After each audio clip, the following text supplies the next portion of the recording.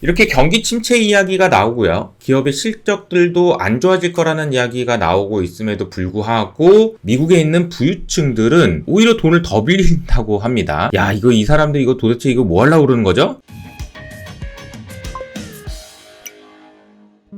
주식시장부터 정리하도록 하겠습니다. 어제 다우는 0.2% 상승했고요. 나스닥은 0.4% 하락, S&P는 0.13% 상승했습니다. 장 막판에 이렇게 상승한 것은 아무래도 마지막에 바이든이 연설을 했는데 건강하네? 이런 거 아니었을까? 그런 생각도 좀 잠깐 해봅니다. 업종별로 보면은 유가가 어제 좀 반등하면서 에너지 관련된 주식들이 조금 올랐고요. 나머지 주식들은 전반적으로 약보합세였다라고 정리하면 될 것 같습니다. 장 끝나고 나서 월마트가 가이던스를 조정한다라는 이야기가 나왔습니다. 시간에서 8.7% 하락하고 있고요. 주가가 최근에 가이던스 하향 조정된 5월달에 실적 나오고 어려움을 겪다가 최근에 반등을 좀 했었는데 오늘 빠진 것이 이 정도 수준이니까 최근에 한두 달 동안 반등했던 걸 모두 되돌림하는 그런 가이던스 하향 조정이었다라고 보시면 될 것 같네요. 어제자 블룸버그 뉴스에서는 이런 얘기가 나왔습니다. 부진한 실적에 대해서 예전보다 크지 않은 충격, 그래가지고 넷플릭스 이야기가 나왔는데 이 뉴스를 소개해드리려고 준비를 하고 있는데 월마트 이야기가 나왔다. 이렇게 보시면 될 것 같네요.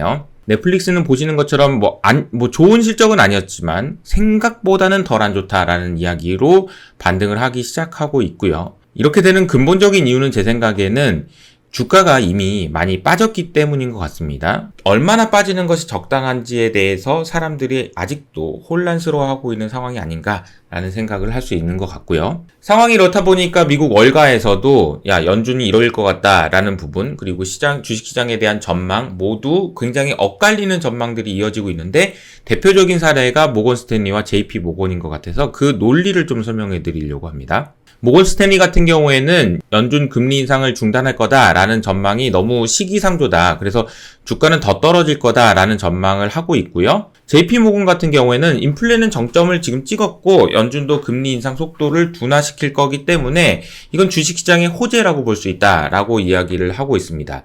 어떤 것이 맞을지 여러분들의 생각은 어떠신가요? 기업에 영향을 주는 두 가지 뉴스 소개해드리도록 하겠습니다. 달러 강세가 미국 기업에게 미치는 영향이라는 제목으로 파이낸셜 타임즈 기사가 나왔는데요. 자, 보시면은 미국에 있는 기업들 중에 29%는 해외에서 매출이 일어나고 있습니다. 그런데 해외에서 매출이 일어나는 것을 달러로 환전하게 되면 달러가 워낙 강세이다 보니까 생각보다 매출이 낮게 보이는 그런 효과가 생기는데요.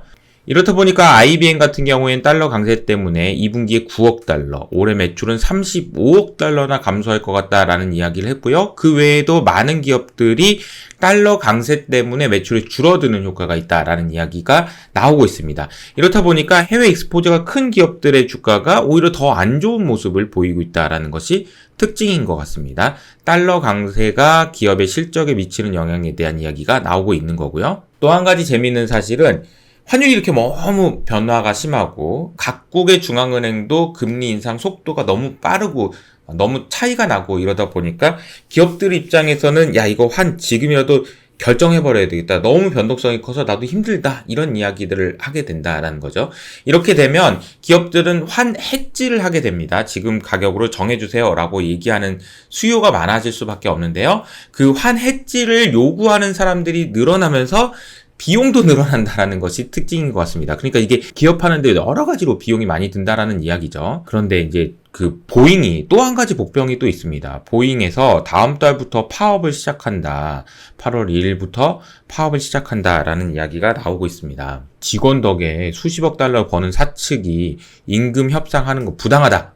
수용할 수 없다라고 얘기하면서 파업 이야기가 나오고 있고요. 이건 제가 어제도 소개해드렸지만 인플레이션의 새로운 복병은 결국은 노동조합 그리고 노동의 가치와 관련된 시장의 생각인 것 같습니다. 그래서 임금이 얼마나 올라갈 수 있는지 그리고 실제로 기업들 입장에서 보면은 이미 미국에서는 326만 일 동안 파업이 진행됐다라는 이야기도 나오고 있는 상황입니다. 기업하기 상당히 어렵네요. 채권시장 이야기로 넘어가도록 하겠는데요. 미국 국채 2년물과 10년물의 금리는 어제 큰 변화가 없었습니다. 근데 채권 투자자들 사이에서 올해 말에서 내년 초에 금리가 하락할 거다, 그리고 인플레이션은 둔화될 거다라는 전망들이 많아지고 있어요. 실제로 보면은 4월달 이후로 채권 시장의 참가자들이 생각하는 인플레이션은 이미 이렇게 많이 낮아져 있는 상황입니다. 근데 제가 어제 설명드린 것처럼 인플레이션은 크게 세 가지 종류의 인플레이션이 있는데요.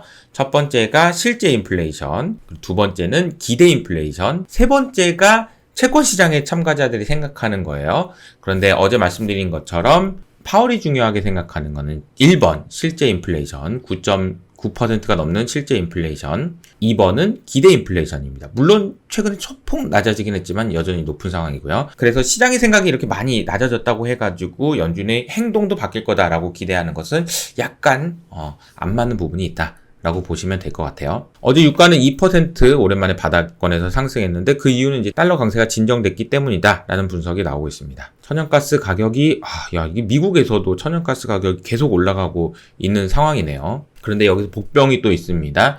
아무리 중국의 부동산이 안 좋고 어려움이 겪고 라는 이야기가 나오더라도 중국 정부에서 막아버리면 또 할 말이 없는 거죠. 그래서 어제 시장에서는 중국 부동산 관련 주식과 채권 가격이 모두 상승하는 모습을 보였습니다. 자, 이게 이제 얼마나 지속될지는 모르겠지만 복병은 어쨌든 정부의 역할이다라고 보시면 될 것 같고요. 그 단신들 쭉 정리해 보도록 하겠습니다. 댈러스 연준 제조업 지수가 22.6, 마이너스 22.6을 기록했습니다. 전월에 비해서도 훨씬 더 안 좋아졌고요. 독일의 IFO 경기 심리 지수죠. 대표적인 경기 심리 지수인데 이 지수를 보니까 지금 현재에 대한 평가는 이 정도인데 미래에 대한 평가는 아주 안 좋아지고 있다는 걸 확인할 수 있죠. 옐런이 현재로서는 리세션의 징후가 전혀 없다, 괜찮다라는 이야기를 하셨습니다. 한국에서 가셔서 리세션 징후가 없다라는 이야기를 해주셨네요.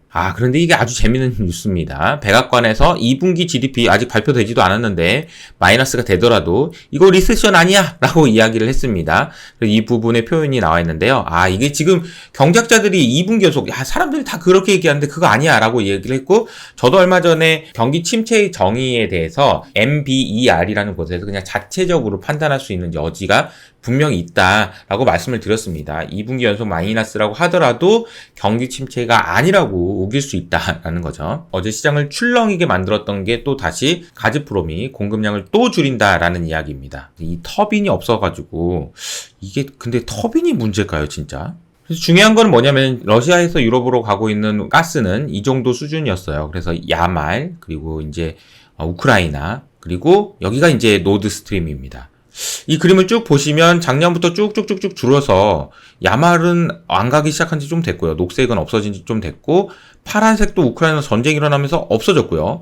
마지막 유일하게 남은 게 회색인 거예요. 이게 노드 스트림인 거고, 이 노드 스트림을 줄이나 밸브를 잠그냐 마냐 이거 가지고 이제 이야기가 나오고 있는 건데, 이 뉴스로 보는 거랑 이 그림으로 보는 거랑 좀 많이 다르다는 걸 여러분이 아시겠죠? 그래서 이 내용을 정리를 해보면, 자, 이게 지금 지난주에 이게 지금 멈춰져 있잖아요. 그래서 40%는 줄게 라고 했다가 어제는 20%만 줄게요. 러시아가 이야기하는 이유는 이 터빈이 문제가 있는 것 같다라는 이야기지만 과연 그럴까 싶습니다. 이러다 보니까 독일의 천연가스 가격, 지난주에 천연가스 가격이 이렇게 하락하면서 시장이 안도 랠리를 줬었는데 이틀 연속으로 지금 올라가면서 다시 전고점 수준까지 올라와 있는 상황입니다. 독일의 천연가스 가격까지 봐야 되나요, 이거? 자, 오랜만에 루비니 교수 나왔습니다. 닥터둠. 루비니 교수 정말 오랜만에 나왔는데요. 낮은 경기 침체? 웃기는 소리 하지 마. 이렇게 얘기를 하셨습니다. 얘기를 정리를 해보면, 경기 침체가 얕고 짧을 것이라는 생각은 완전히 망상이다. 이렇게 얘기를 했고요. 금리 인상과 높은 부채 부담으로 지금은 이거는 문제가 진짜 심각해. 스태그플레이션과 함께 심각한 부채. 네, 이게 진짜 역시 닥터 둠답게 굉장히 부정적인 전망을 내놓으셨습니다. 자, 이게 어제 뉴스 중에서 가장 인상적이었던 것 중에 하나인데요. 미국의 부유층은 돈 더 빌리고 있다라는 이야기가 나오고 있습니다. 실제로 경기 침체에 대한 이야기가 나오고 있지만, 돈 더 빌리고 있대요. 이유가 뭐냐고 봤더니, 모기지에서 30%, 증권 담보대출도 엄청 늘렸대요. 그러니까 이게 사람들이, 그러니까 부유층들은 또 여기서 지금 돈을 빌리고 있네요. 이게 지금 기회다라는 거죠. 참 이게 어려운 것이 누군가는 지금 돈을 빌려야 되는 상황이고요. 누군가는 지금 돈을 갚아야 되는 상황입니다. 그렇기 때문에 제가 돈을 갚으세요. 주식을 파세요. 사세요. 라고 얘기하기가 너무 어려운 것이 각자의 상황에 따라서 너무 다른 조언을 해드려야 되기 때문인 것 같습니다. 그래서 미국 부유층은 돈을 빌리고 있다라는 얘기가 참 인상적이네요.